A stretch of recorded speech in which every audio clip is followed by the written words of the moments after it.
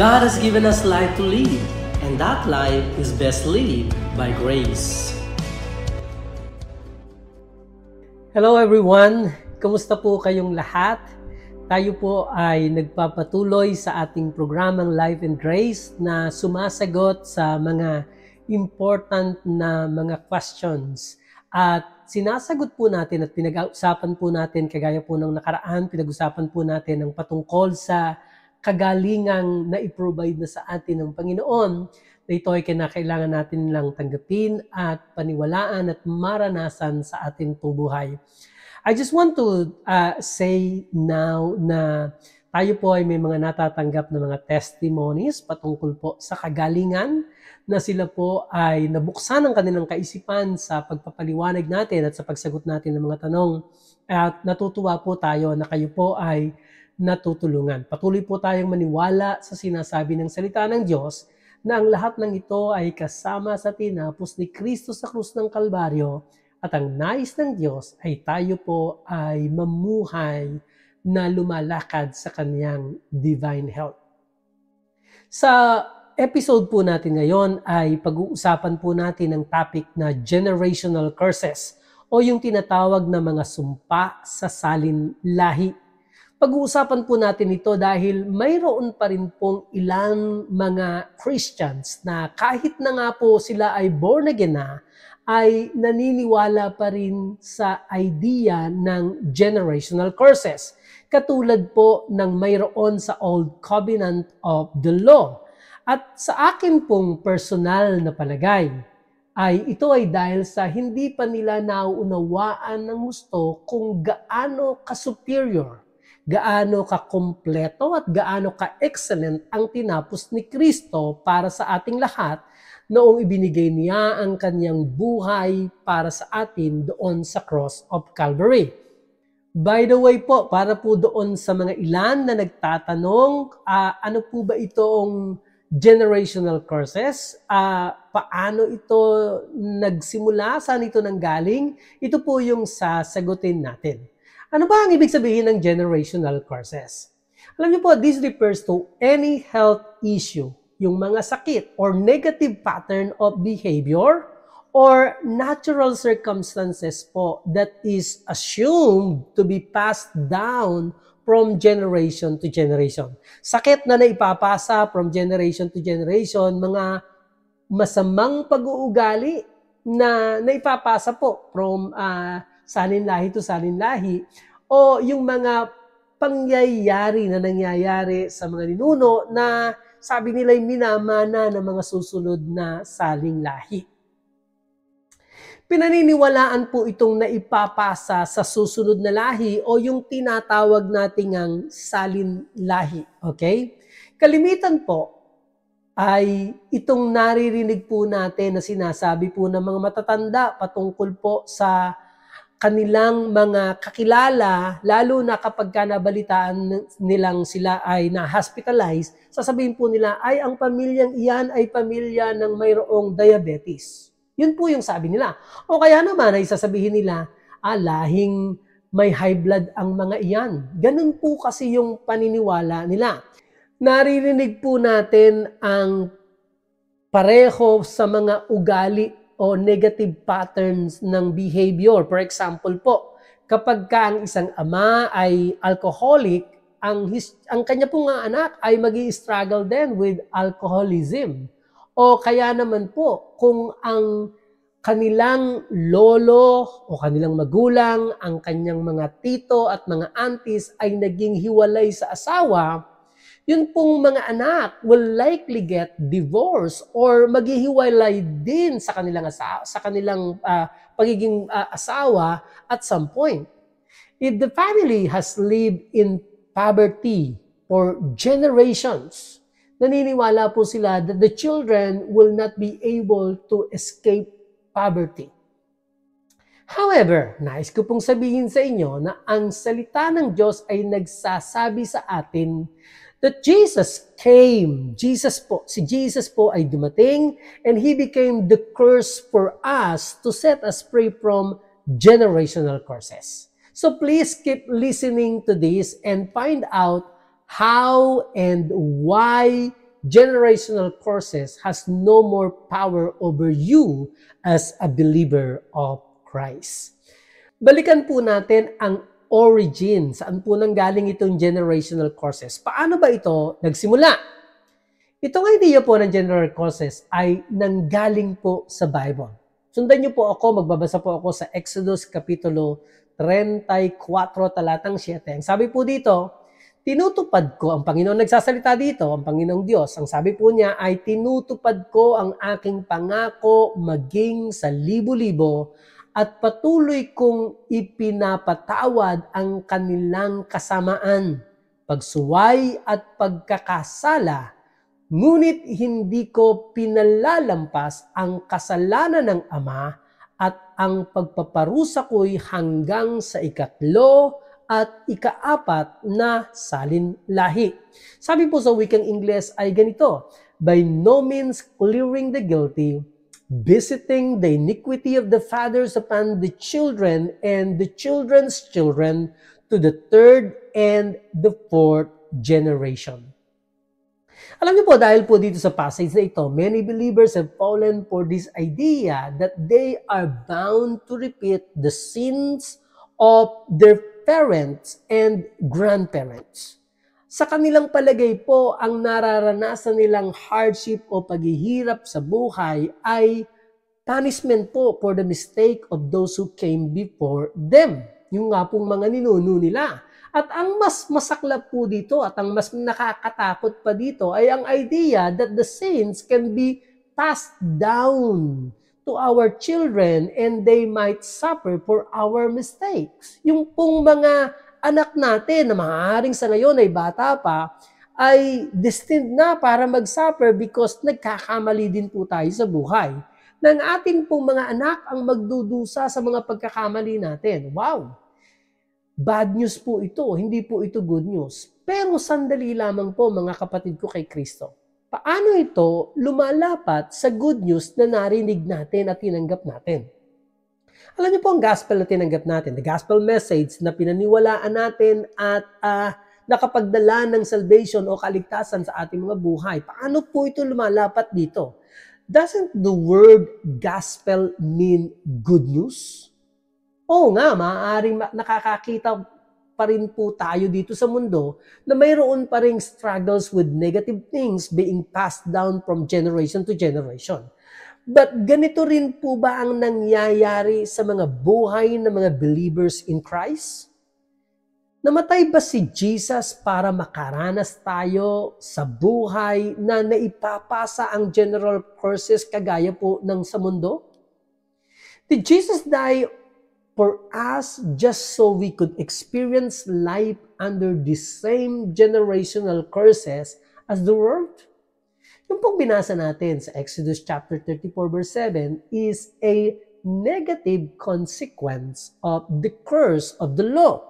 And under the old covenant, kapag ang isang Hebreo po ay hindi nakasunod sa utos ng Diyos perfectly, then they would be under those generational curses. However, under the new covenant, sa bagong kasunduan ng Diyos, the New Testament shows us that as a believer of Jesus Christ, we are not under that curse any longer. Wala na po tayo sa ilalim ng sumpa. We are redeemed from the curse. Ito po yung sinulat ni Pablo sa mga taga-Galacia. Galacia, Kapitulo 3, talatang 13, tinubos tayo ni Kristo mula sa sumpa ng kautusan nang siya'y naging sumpa para sa atin, sapagkat nasusulat, sumpain ang bawat binibitay sa punong kahoy. Sabi po sa wikang Ingles, Christ has redeemed us from the curse of the law, having become a curse for us, for it is written, cursed is everyone who hangs on a tree. Hindi tayo tinubos ni Jesus ng kalahati lamang mula sa sumpa. He completely redeemed us from all curses. Sa lahat po ng sumpa. He accomplished this purpose when He was hanged on the cross, sa isang puno. Sinasabi po ng Bible sa Isaiah chapter 55 verse 11, ang patungkol sa kanyang salita. Sabi po dito, ganyan din ang aking mga salita, hindi ito nawawalan ng kabuluhan. Isa sa katuparan nito ang aking ninanais at isasagawa ang aking layunin kung bakit ko ito ipinadala. Alam po natin na si Jesus ang salita ng Diyos na nagkatawang tao, kagaya po ng sinasabi sa John chapter 1 verse 14. Si Jesus was the Word of God made flesh. At nung namatay siya at nalibing at nabuhay na mag-uli, and then He ascended to heaven, He completely fulfilled His purpose. Hindi siya po bumalik sa langit sa piling ng Diyos Ama hanggat hindi niya natatapos ang layunin niya dito po sa mundo kung bakit po siya ipinadala ng Diyos Ama. Jesus did not return to the Father until His reason for being sent has been accomplished. Kaya po sa John chapter 19 verse 30 ay sinabi niya nung siya'y nakapako pa doon sa krus na sabi niya, it is finished. Naganap na, natapos na niya kasi. Natapos na niya ang work niya dito sa lupa. Dinala niya ang lahat ng sumpa doon sa krus. And those curses died with Him. Ikaw at ako, you are now free from every curse. Gayon din ang mga anak mo. Nasa bagong lahi na tayo ngayon. Bago na yung bloodline natin. Kasi po, hindi lamang kinuha ng Diyos sa pamamagitan ni Jesus ang sumpa ng kautusan para sa atin. Tinanggap niya tayo sa kanyang pamilya. He adopted us into His family. Alam nyo, we have been moved out of the bloodline of Adam na nagkasala. At nailipat po tayo into the bloodline ni Jesus Christ na walang naging kasalanan. Noong tanggapin natin si Jesus Christ, tayo rin ay naging anak na ng Diyos. We now belong to the family of God. Sabi nga po ng isang lyrics ng kanta ay ganito. Sabi ng pong kanta, I'm so glad I'm a part of the family of God. Sabi niya, I've been washed in the fountain, cleansed by His blood. Joint heirs with Jesus as we travel this sod. Itong kaprasong mundo na ito. For I'm a part of the family of God. Alam niyo po, pag pinag-aralan natin ang sulat ni Pablo, in 3 different episodes, sinulat po ni Pablo that we've been adopted as sons and daughters of God Himself. Sabi po ng Galatians chapter 4, verse 4 to 5, ngunit nang sumapit ang tamang panahon, isinugo ng Diyos ang kanyang anak na isinilang ng isang babae at namuhay sa ilalim ng kautusan upang palayain ang mga nasa ilalim ng kautusan. Sa gayon, tayo'y maituturing na mga anak ng Diyos. Sabi po ng Efeso, Kapitulo 1, talatang 4 hanggang 5, ang sabi po doon ay ganito, bago palikain ng sanglibutan ay pinili na niya tayo upang maging kanya sa pamamagitan ng ating pakikipagkaisa kay Kristo at upang tayo'y maging banal at walang kapintasan sa harap niya dahil sa pag-ibig ng Diyos, pinili niya tayo upang maging anak niya sa pamamagitan ni Hesukristo ayon sa kanyang layunin at kalooban. Sabi po ng Roma, Kapitulo 8, talatang 14 hanggang 15, ay ganito, ang lahat ng pinapatnubayan ng Espiritu ng Diyos ay mga anak ng Diyos, sapagkat hindi espiritu ng pagkaalipin ang inyong tinanggap upang kayo'y mamuhay sa takot. Sa halip, ang inyong tinanggap ay ang espiritu ng pagkupkop upang kayo'y gawing mga anak ng Diyos, kaya tayo'y tumatawag sa Kanya ng Ama, Ama ko. So, makikita po natin dito sa binasa natin na layunin ng Diyos na tayo po ay mapabilang sa Kanyang pamilya at tayo po ay tawaging mga anak ng Diyos. Ngayon, ang Diyos Ama sa langit, ang ating Ama at tayo po'y Kaniyang mga anak. Ang tanong ngayon ay ito, anong generational curse ang pwedeng maipasa at maipamana sa atin from a perfect and holy God. Wala po siyang sakit na kahit anong chronic illness. Wala rin po siyang any destructive behavior. Or wala rin po siya, hindi po siya naandun sa isang poor financial situation at hindi niya po ito may papasa sa atin. Instead, naging mga tagapagmana tayong kasama ni Kristo. Tinanggap natin ang lahat ng mayroon si Kristo ayon po sa Romans chapter 8 verse 17. Alam niyo po, when Jesus took our curses on the cross, God adopted us into a new bloodline.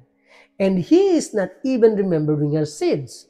Nakatitiyak po tayo ngayon na hindi niya parurusahan tayo sa ating o ang ating mga anak sa mga kasalanan He doesn't even remember. Kasi hindi niya na po naaalala ang ating kasalanan.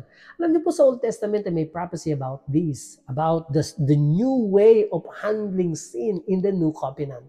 Sabi po ng Jeremiah chapter 31 verse 29 to 30 ay ganito, pagdating ng panahong iyon, hindi na nila sasabihin, mga magulang ang kumain ng ubas na maasim, ngunit mga anak ang nangingilo ang mga ngipin. Ito po yung ibig sabihin ng generational curse. Sabi po ng verse 30, sa halip, kung sino ang kumain ng maasim na ubas, ang siyang mangingilo, mamamatay ang isang tao dahil sa kanyang kasalanan. Alam niyo po, Jeremiah was prophesying about the coming new covenant, following the perfect sacrifice of Jesus Christ on the cross. Alam niyo po, idinagdag pa niya sa verse 34 ang ganito. Sabi niya, patatawarin ko sila sa kanilang kasalanan at kalilimutan ko na ang kanilang kasamaan. Alam niyo po, when Jesus was on the cross, He actually became the sin for us. He took our sin so that we could become righteous in Him. Sabi po ng 2 Corinthians chapter 5 verse 21, ito ay sapagkat siya na hindi nagkasala ay ginawang kasalanan para sa atin upang tayo ay maging katuwiran ng Diyos sa Kanya. Kaya nga po ang sumpa ng kasalanan ay wasak na. The curse of sin was broken. Mapapayapa ka na alam natin that Jesus has paid the price para hindi ikaw ang magbayad para sa kasalanan ng mga magulang mo. And your children won't suffer for your mistakes either. So wala na po itong generational process. Alam niyo po, naiintindihan ko kung bakit marami pong mga magulang na nag-iisip na ito, na nag-aalala sila kasi maging ang mga anak nilang bata pa ngayon ay parang nadedestino para maghirap because ng mga pagkakamali nila. And this is ay isang natural na bagay po ito para sa mga magulang na katulad natin na mag-isip ng magandang kinabukasan para sa ating mga anak. Kaya minsan nakakapagtanong tayo, what if I don't raise my children well and they end up sa pangit na pamumuhay? Normal ang ganitong pangamba, subalit hindi po ito ang nais ng Diyos na ikaw ay mangamba. God has many promises in the Word for your children. At gusto ko po kayong bigyan ng isang pangako ng Diyos sa ating mga anak na magdadala sa inyo ng kapayapaan. Sabi po ng Isaiah, chapter 54, verse 13, ang Panginoong Diyos po ang nagsasalita dito. Ang sabi niya, ako mismo ang magtuturo sa inyong mga anak. Sila'y magiging payapa at uunlad ang buhay. Nais ko pong sabihin sa inyo na ang salitang payapa dito po sa verse na ito ay ang salitang shalom sa wikang Hebrew.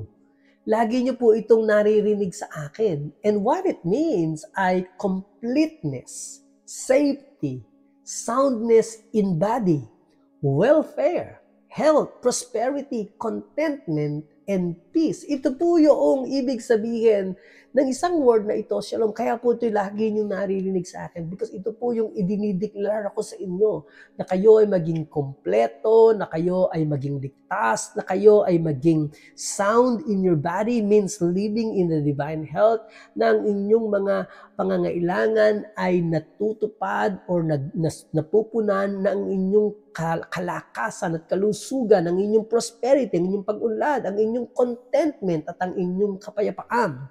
Alam ko po, mahal mo ang anak mo and you want to raise them to be happy, successful, and with a strong relationship with God.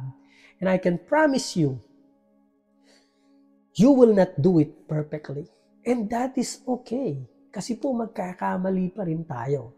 Subalit, sinasabi ko po sa inyo na kahit hindi natin ma-perfect ang pagpapalaki sa ating mga anak, that is just okay.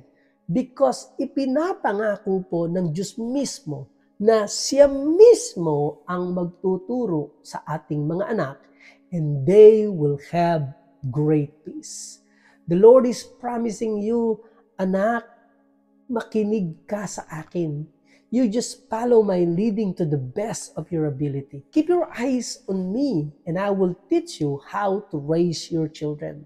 And even when you fail, do not be afraid. Trust me. I am personally teaching your children and I give you my word. Ito po yung sinasabi ng Panginoon. Sila'y magiging payapa at uunlad ang kanilang buhay. Now, that is really a good news. Kaya po tayong lahat ngayon ay makakapahinga na hindi po tayo nag-aalala about the mistakes that we're committing, na iniisip natin na mamanahin ng ating mga anak o pagdudusahan ng ating mga anak. The generational curse has been broken when Jesus died on the cross for us. And this just shows kung gaano po ka-perfect, kung gaano po ka-excellent ang ginawa ni Kristo para sa atin. Paniwalaan natin ito. Tinapos ni Kristo at tayo po'y tinubos niya mula sa sumpa ng kautusan upang ikaw at ako ay patuloy na makapamuhay sa katagumpayan dala-dala ng bagong buhay kay Kristo. Ito po si Baljamin Tatlong Hari. Patuloy po tayong sasagot sa ilan pang mga tanong. Ako po'y nagpapaalam sa inyo at nagsasabing, life is best lived by grace. Shalom!